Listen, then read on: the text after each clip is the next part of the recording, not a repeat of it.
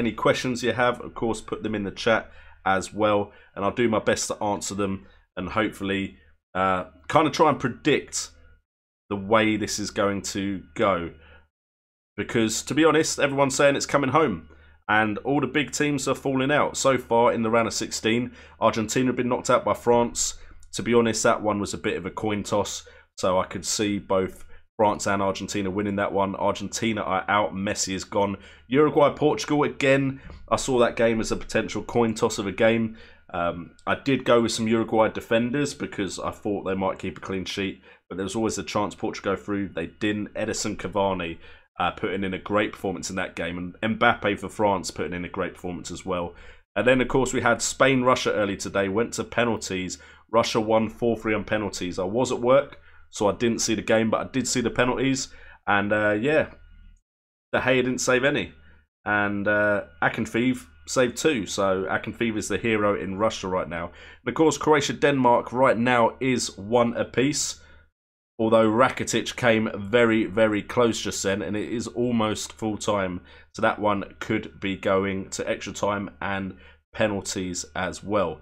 As far as what I think could happen in the next fixtures, tomorrow we have Brazil-Mexico.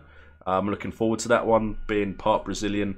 Going to watch that at my parents' house with my mum, who is the Brazilian one of my parents. If the way this World Cup's going, Mexico could very well win this one, though. So I know a lot of people probably have Brazil players. Coutinho, very popular. Neymar, Jesus. I think, personally, Coutinho is the best option into that Brazil side.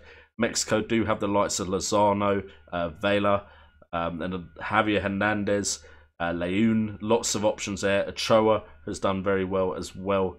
So it'll be interesting to see who goes through in that one, because they'll go up against the winners of the game later on in the day, which is Belgium versus Japan.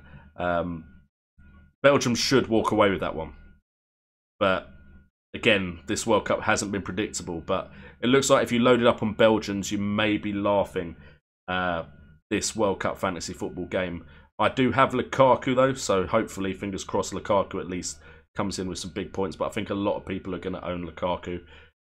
We then have, of course, Tuesday games. Sweden and Switzerland, massive game. We will be facing the winners of that game. I'd probably, when I say we, I mean England. If we do beat Colombia, I'm hoping for Sweden. I think Switzerland have a bit more about them attacking-wise. I think both are pretty solid defensively. And then England, Colombia, depends which Colombia turn up. If the good Colombia turn up, we may be another casualty of this World Cup.